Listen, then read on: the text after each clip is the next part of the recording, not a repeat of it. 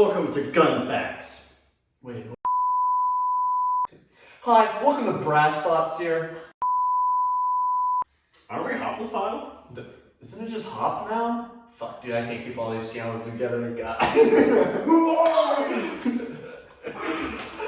Oh my god! In all serious note, we welcome back to another GVG video with Landon here and your boy. I'm supposed to say your name.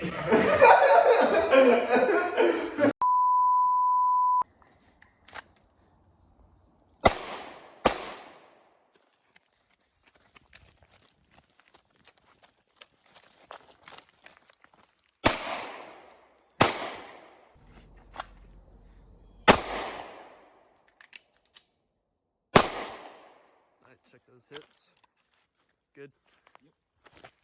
Just want to make sure you were holstered. Oh, you got one red. Where's your second shot? I don't know. I'm just so good I put 2 shots right there. No, I'm kidding. No. Maybe I whiffed it. That's what I'm guessing. But hey, you got it in the red at least. Dude, I don't know where the fuck your other shot is. All right, shooter, do you understand the drill? Yes. All right, stand by.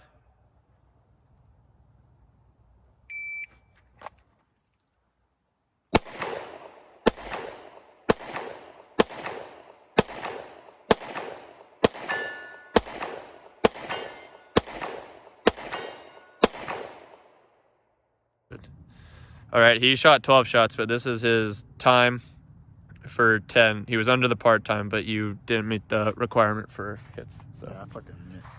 yeah, nah, I'll probably suck also. So here we go. Stand by.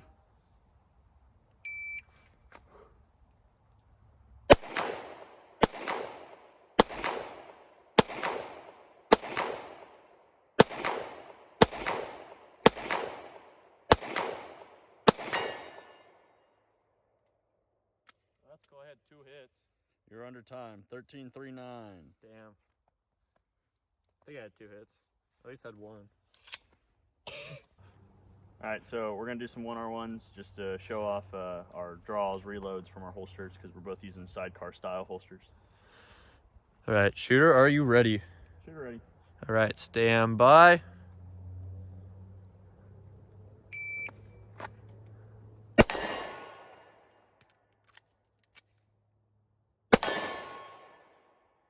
Two shots in a 617. First shot was 204. Not too bad. And if you haven't noticed by now, we actually have a official timer now, thanks to jolly old Saint Nick. Shooter ready. Yeah. Stand by.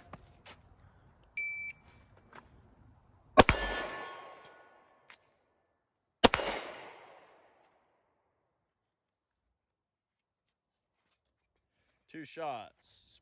Total time of 4:85. First shot in 2 seconds flat. Damn, that's pretty good. Split 285. Damn. All right, so this is kind of very impractical, but we're just trying to see if we could hit with our carry guns at a distance that is way beyond their capabilities, but it's just more for fun. Plus, I gotta redeem myself from the 17 video if you haven't seen that. All right, here we go. Holy shit.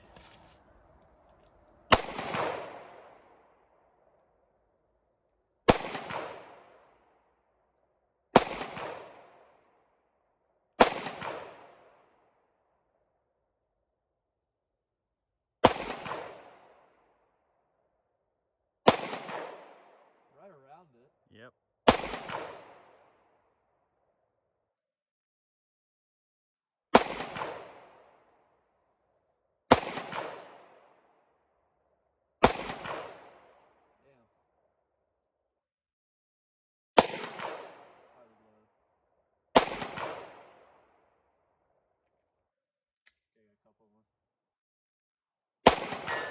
Hey. Well, I made 1. Hands are fucking cold too. But that's not my excuse. Our excuse is honestly I just can't see where the impacts are going all the time, so I can't correct. Yeah, you're good. I said I'll just cut it in between.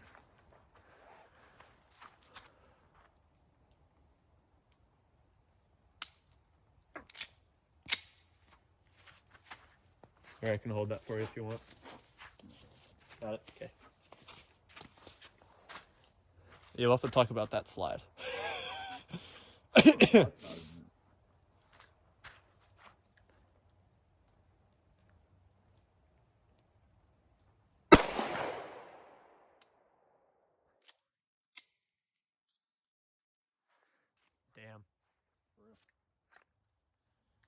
Killed in the street. Hey, there you go.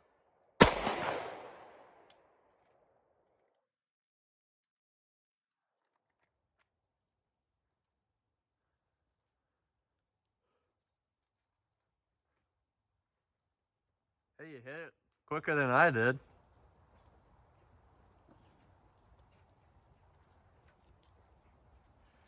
I mean,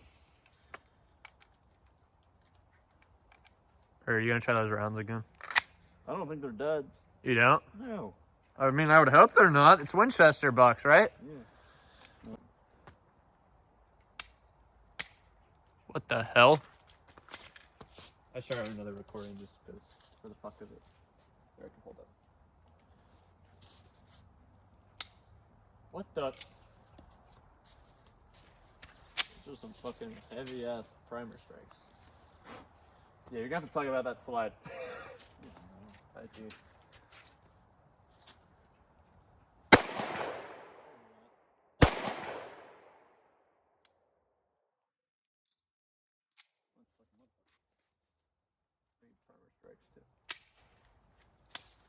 Oh my god.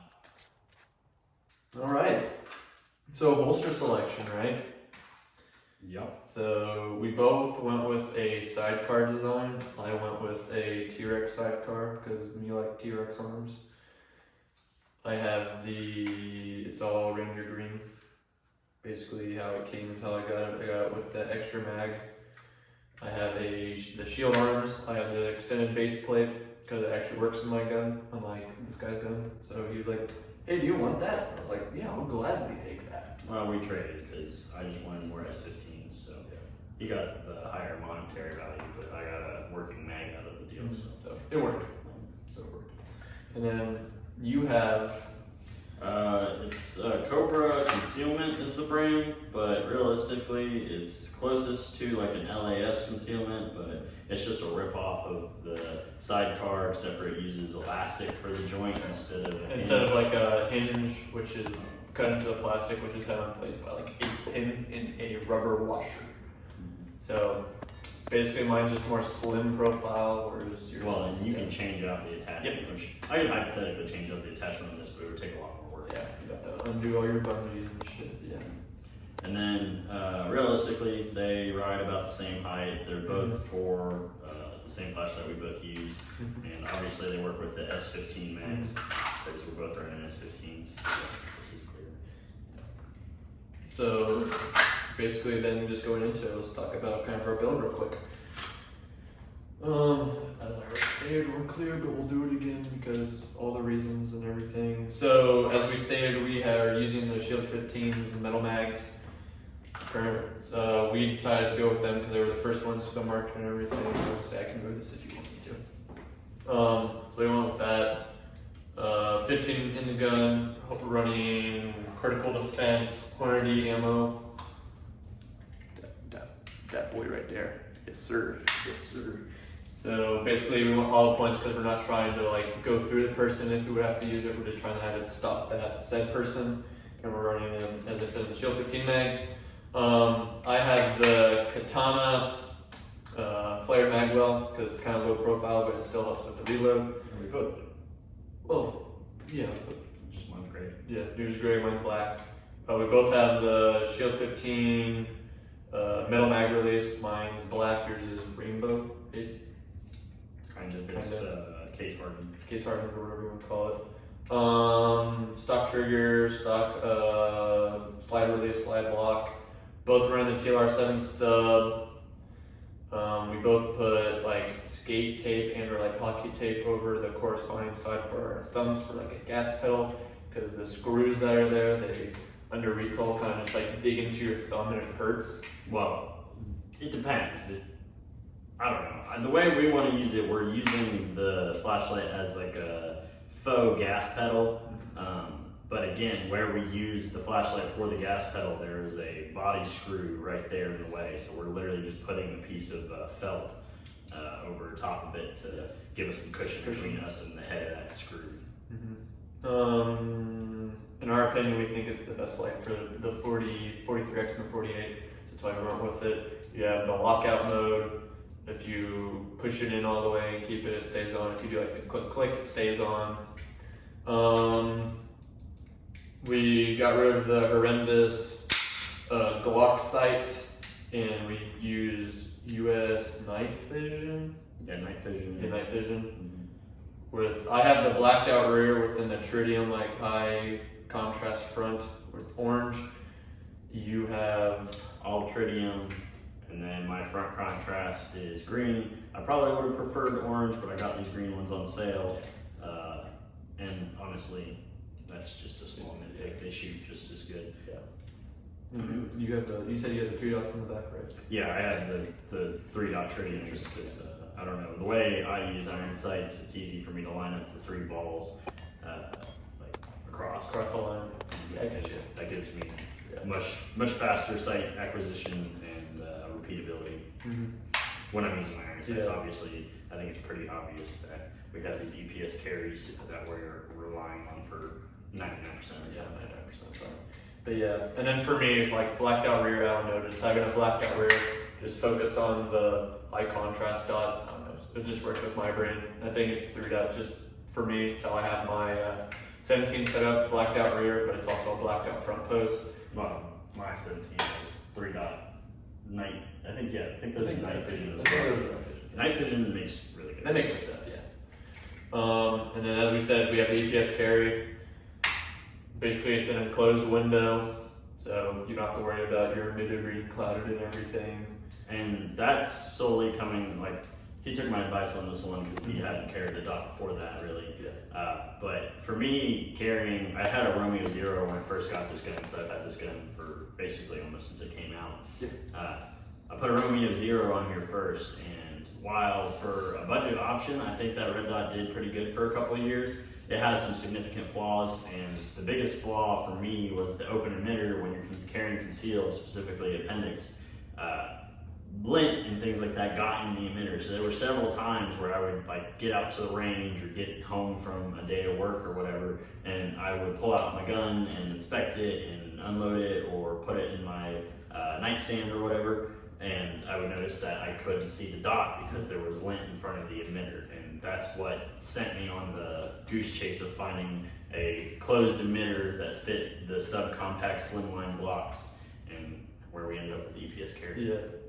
And we got the models without the solar pad on top because in our opinion, we're like, these is 99% of the time we're basically going to be not seeing the light. So we're like, why should you have the solar panel there if there's no need for us to have it? So we kind of, like we're omitting that. Now it is on the included plate because we didn't want to directly mill it since it's an MOS. And I haven't had problems with it. I don't think you've had problems with it. Well, and it'd be different if it was a true plate system where the plate gets screwed into the slide and then the optic gets screwed into the plate. I would be pretty upset. I don't like systems like that. I do have a couple. So, well, it's on a 22, Glock 44. But that's the one exception where I just felt like I had to do it for just to keep things cheap on that build. But in this one, the way it actually works is this optic could mount directly to the slide with just the tiniest bit of filing with your hand file, I feel like, if you're really dedicated. But even with the adapter plate, all the adapter plate is shimming the optic up the correct height to clearance over some of the recoil lugs that are in the MOS footprint. And then the screws are going through the optic, through the plate, and then into the slide. So it's, in terms of reliability and ruggedness, this isn't as good as it being mounted directly to the slide, but it's significantly better than most plate systems. So it's not perfect, but It's not the worst option that you could do either. It's a good compromise. I think we both settled on like it's checking the marks that we wanted for our plate system. So we're like, hey, if it works, it works. That being said, however, we both had to file down one of the screws for the mounting so it didn't interface with the plunger system of the extractor, because otherwise basically it just like your rounds won't extract. So you have to file that. It's the right mounting screw. If you're looking at it from the back, left. If you're looking down the barrel, why would you be doing that? Don't do this. Yeah. But it's clear. Yeah. So that's one thing that you have to take into consideration doing this system, because you had to do it, I had to do it, I'm pretty sure. But otherwise, basically, they're like clones of each other. I decided doing a 48 because I'm like, well, hey, if the slide's what's going down my pants, because I carry appendix, we think appendix is the best we can carry. I'm like, extra slide length isn't really going to change a whole lot. Plus, since I have fucking long spindly fingers, like when I was shooting his 43X, I feel like I just have to grip it a certain way, and it just feels more awkward to me. And it is known, it's a fact that like a longer slide is easy enough to conceal. So like you don't really have to worry about slide length as much for concealability, especially in appendix. I just went with the 43X because I just like the aesthetics of it, and I wanted basically as small as I could get with a 15 round capacity and get all my fingers on the grip. Which is how it should be from the factory. You shouldn't have to do an aftermarket thing like Glock. Just make a 15 round mag that works, so you don't have to do an aftermarket thing. But also, like, metal mags are arguably more reliable and stuff. So take that how you want, just like. Well, and then that's a caveat that we can discuss. So obviously, like we've said a billion times at this point, we're both running the Shield Arms S15 mags, and we've had, other than the fact that for whatever reason the 20 rounder doesn't like my 43X, which is. And that could have been a break-in period or whatever. And who knows, but regardless, the 15 rounders for me and then all of them for you have been near flawless, and then the couple flaws were probably self-induced by the user or outside factors like dirt or something. Dirt and ground and stuff. Mm-hmm. But there's other options than the S15s, and plenty of people have reported issues with the S15s. Yeah. So basically, you got to get somebody to let you try an S15 in your gun before you commit to buying them, because they aren't cheap mags. There are some cheaper mags options out there. Primary Arms apparently makes a 15 round dagger mag, micro dagger mag, because they clone this. Yeah. That one might be just as good, and we'll touch on one of the micro dagger products here in a little bit. And then there's also a Pro Mag 15 round mag for these. I would avoid that like the plague, just from Pro Mag's reputation. But there are other options out there. For us, thought that S15 were the best, and like since I got to try them from you and it worked, I was like, hey, cool. That being said, the only problem that I've had with my S15s is with my hollow points. Sometimes when I go to the chamber the first round, like it won't chamber it, so I then have to like come back on slide a little bit and then like let it go again, or like I just have to like hit the slide home. I think that's just like a geometry issue or whatever with like hollow points in general, and it could also be a mag problem because one mag that I have, it seems to not have that problem, so maybe I just need to switch over mags and stuff like that. So that's the only issue that I've really had with anything related to this like setup. I don't know if you've had anything like that. No, I've been running the S15s for almost as long as I've had the gun, and I've had next to no issues. I really am a strong fan of the S15s. Yeah. That's the whole reason. Without the S15s, I don't think the 43X or the 48 would be nearly as good. Yeah,